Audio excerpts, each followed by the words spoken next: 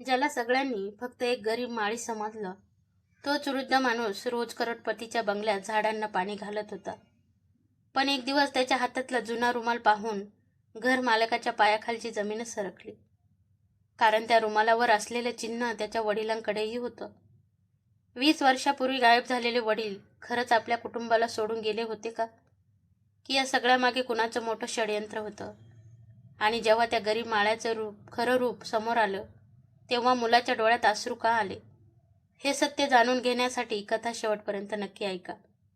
शहरातील सर्वात श्रीमंत भागात एक आलिशान बंगला होता. बंगल्याच्या बाहेर मोठं गेट, आत सुंदर बाग, महागड्या गाड्या आणि सतत ये जाणारे करणारे नोकर चाकर. या बंगल्यात राहत होता रोहित देशमुख. रोहितचा मोठा व्यवसाय होता. शहरात त्याची अनेक दुकानं आणि कार्यालय होती. पैसा, प्रतिष्ठा, मोठं घर, त्याच्याकडे सगळं होतं. पण त्याच्या आयुष्यात एक गोष्ट नव्हती, त्याचे वडील. रोहित लहान असताना त्याचे वडील घर सोडून गेले होते. किमान रोहितला तरी तसं सांगण्यात आलं होतं. रोहितची आई त्याला म्हणायची, तुझ्या वडिलांनी आपल्याला सोडलं. रोहितने ते सत्य मानून घेतलं होतं. त्याच्या मनात वडिलांविषयी फक्त राग होता. एक सकाळी बंगल्याच्या गेटवर एक वृद्ध माणूस आला. अंगावर जुना कुर्ता, डोक्यावर फाटकी टोपी, हातात एक छोटी लोखंडी कात्री, खांद्यावर जुनी पिशवी. सुरक्षा रक्षकाने त्याला अडवलं. काय पाहिजे? वृद्ध माणूस म्हणाला, साहेब, बागेची देखभाल करायला माणूस पाहिजे का? तू माळी आहेस? हो. आधी कुठे काम केलं? वृद्धाने बंगल्याकडे पाहिलं. अनेक ठिकाणी. वय किती? तो हसला. वयाचं काय करायचं साहेब, हात अजून काम करतात. सुरक्षा रक्षकाने व्यवस्थापकाला बोलवलं. व्यवस्थापकाने त्याच्याशी थोडं बोलून त्याला काम दिलं. नाव काय? वृद्धाने क्षणभर थांबून उत्तर दिलं, गणपत. तो बंगल्याच्या बागेत काम करू लागला. गणपत झाडांची काळजी खूप प्रेमाने घेत होता. तो प्रत्येक रोपट्याची जणू माणसासारखंच बोलत होता. हळू वाढ, घाई करू नकोस. एक दिवस रोहितची पत्नी काव्या बागेत आली. तिने गणपतला विचारलं, तुम्ही आधी कुठे काम केलं? एका मोठ्या घरात. कुठे? गणपत हसला. जिथे माझं सगळं आयुष्य गेलं. काव्याला त्याचं उत्तर विचित्र वाटलं. दुपारी रोहित ऑफिसमधून घरी आला. तो बागेतून जात असताना गणपतच्या हातातून एक जुना रुमाल खाली पडला. रोहितने तो उचलला. रुमालाच्या कोपऱ्यावर एक छोटंसं चिन्ह शिवलेलं होतं. रोहित अचानक थांबला. त्याच्या चेहऱ्यावर आश्चर्य उमटलं. हा रुमाल? गणपतने लगेच तो रुमाल हातातून घेतला. माझा आहे साहेब. रोहित काही क्षण त्याच्याकडे पाहत राहिला. तुला हे चिन्ह कुठून मिळालं? गणपत शांत राहिला. जुन्या आठवणी आहेत साहेब. तो निघून गेला. पण रोहितच्या मनात एकच प्रश्न घुमत राहिला. हा रुमाल अगदी माझ्या वडिलांकडे असलेल्या रुमालासारखाच आहे. त्या रात्री रोहितला झोप आली नाही. त्याला लहानपण आठवत होतं. तो फक्त 8 वर्षाचा होता. त्याचे वडील त्याला रोज शाळेत सोडायला जायचे. त्याच्यासाठी छोट्या छोट्या वस्तू आणायचे. रोहितला झाडांची खूप आवड होती. त्याचे वडील म्हणायचे, झाडाला पाणी देताना त्यांच्याशी प्रेमाने बोल. झाडाला आवाज कळत नाही, पण माणसांचं मन कळतं. रोहित हसायचा, बाबा, झाडांना मन असतं का? वडील म्हणायचे, ज्याला आपण प्रेम देतो त्याला मन असतंच. ही आठवण अचानक त्याच्या डोळ्यांसमोर आली आणि त्याला गणपत आठवला. तो वृद्ध माळीही झाडांशी अगदी तसंच बोलत होता. रोहित दुसऱ्या दिवशी बागेत गेला. गणपत? हो साहेब. तू झाडांशी बोलतोस? गणपत हसला. झाडं ऐकतात साहेब. रोहितच्या अंगावर काटा आला. हेच वाक्य त्याच्या वडिलांनी त्याला सांगितलं होतं. तुला माझ्या वडिलांबद्दल काही माहिती आहे? गणपतच्या हातातलं पाणी देण्याचं भांडं खाली पडलं. तुमचे वडील? हो. काय नाव होतं? रोहित म्हणाला, शंकर देशमुख.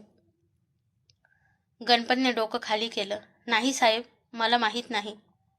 पण त्याच्या डोळ्यात काहीतरी लपलेलं होतं. त्या रात्री रोहितने आईला विचारलं, आई, बाबा खरंच आपल्याला सोडून गेले होते का? आई काही क्षण शांत राहिली. अचानक तुला हे का आठवलं? बागेतला माळी विचित्र आहे. त्याच्याशी काही संबंध नाही. तू मला बाबांबद्दल पूर्ण सत्य सांगितलं होतंस ना? आईने नजर चुकवली. रोहितच्या मनात संशय निर्माण झाला. काहीतरी त्याच्यापासून लपवलं जात होतं. रोहितने दुसऱ्या दिवशी जुन्या वस्तू शोधायला सुरुवात केली. घराच्या एका खोलीत एक जुनं कपाट होतं. ते कपाट त्याच्या वडिलांचं होतं. आईने ते अनेक वर्ष उघडलं नव्हतं. रोहितने कुलूप उघडून आत काही जुने कपडे, फोटो आणि कागदपत्र होती. एका फोटोमध्ये त्याचे वडील एका छोट्या बागेत उभे होते. रोहित फोटो हातात घेऊन थबकला. त्याच्या वडिलांच्या हातात तोच रुमाल होता.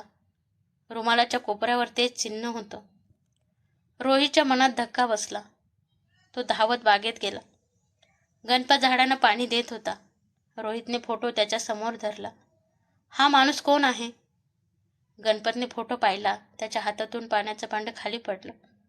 तो काहीच बोलला नाही. रोहित ओरडला, सांग. गणपतच्या डोळ्यात पाणी आलं. तुम्हाला त्यांची आठवण येते? रोहित थबकला. तुला कसं कळालं? गणपत म्हणाला, ज्यांनी आपलं माणूस गमावलं आहे त्यांच्या डोळ्यातलं दुःख ओळखता येतं. रोहितला आता खात्री वाटू लागली होती. पण गणपत अजूनही सत्य सांगत नव्हता. त्या रात्री घरातील एका जुन्या नोकराने रोहितला सांगितलं, साहेब, गणपत माळी काही साधा माणूस नाही. रोहितने विचारलं, तुला काय माहिती?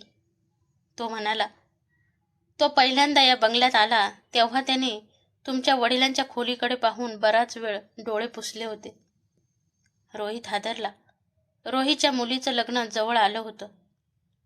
घरात मोठी तयारी सुरू झाली होती. शेकडो पाहुणे येणार होते. गणपत मात्र बागेची काळजी घेत होता. एक दिवस रोहितची मुलगी रिया त्याच्या जवळ आली. काका, तुम्ही माझ्या लग्नाला येणार ना? गणपत हसला. माळ्याला लग्नाला कोण बोलवतं बाळा? रिया म्हणाली, मी बोलवते.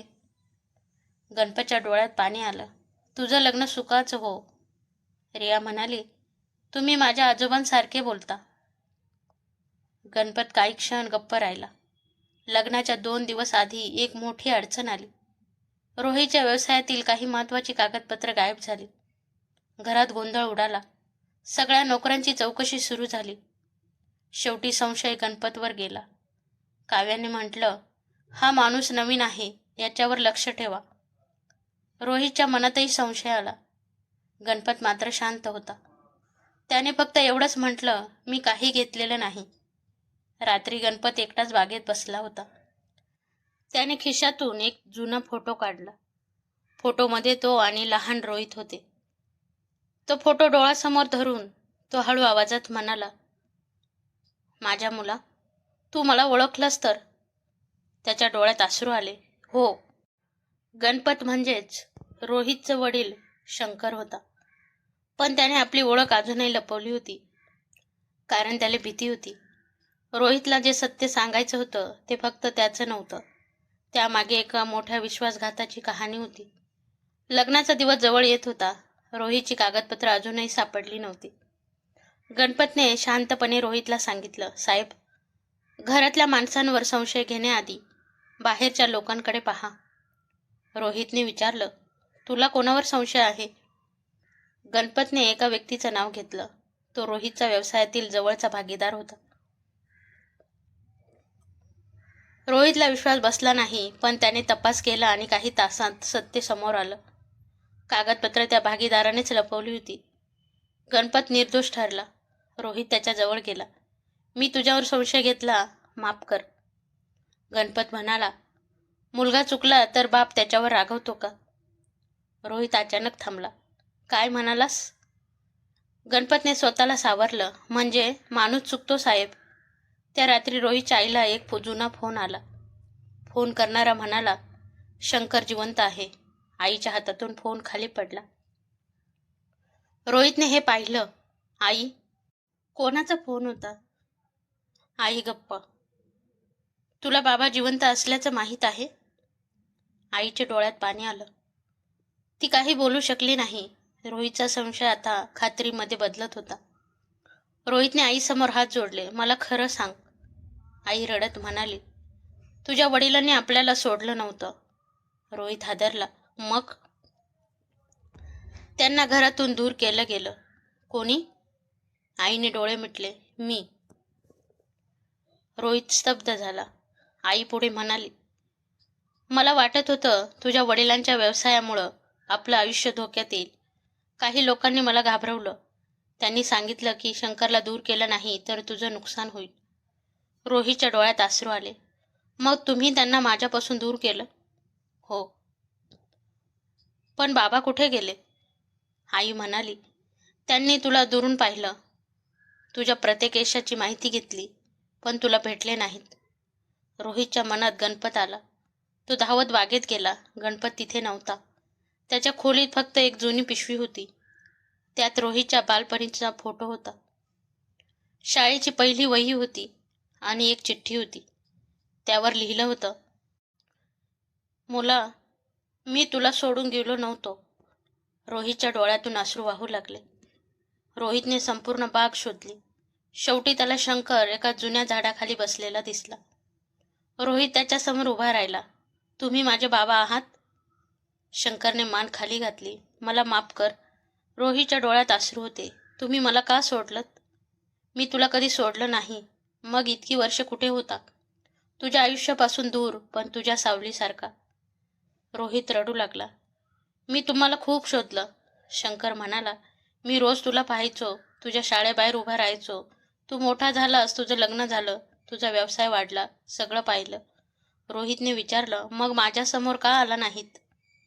शंकरच्या डोळ्यात अश्रू आले.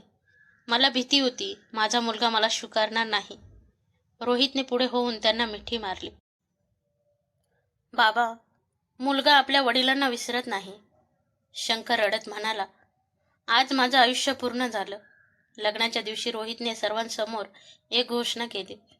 आज माझ्या मुलीच्या लग्नात मला माझ्या आयुष्यातील सर्वात मोठी भेट मिळाली आहे.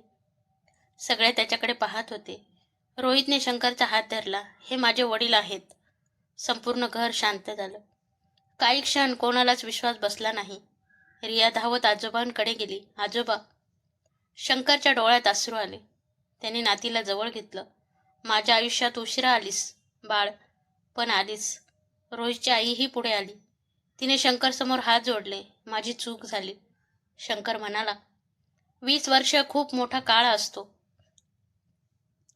ती रडू लागली. मला माफ करा. शंकर काही क्षण शांत राहिला. मी तुला माफ केलं, पण आता आपल्या मुलाचं आयुष्य पुन्हा दुःखात जाऊ देऊ नकोस. त्या दिवसापासून शंकर पुन्हा त्या घरात राहू लागला. ज्या बंगल्यात तो एकेकाळी आपल्या मुलासाठी बाहेरून पाहत उभा राहायचा, त्याच बंगल्यात आता त्याच्यासाठी स्वतंत्र खोली होती. रोहितने बागेकडे पाहत विचारलं, बाबा, तुम्ही माळी म्हणूनच का आलात? शंकर हसला. कारण मला माहीत होतं तू अजूनही झाडांवर प्रेम करतोस. रोहित हसला. तुम्ही मला अजूनही ओळखता? शंकर म्हणाला, बाप मुलाला कधीच विसरत नाही. रोहितने वडिलांचा हात धरला. आता तुम्ही कुठेही जाणार नाही. शंकर म्हणाला, आता मला जायचंच कुठे आहे? दोघांच्या डोळ्यात अश्रू होते.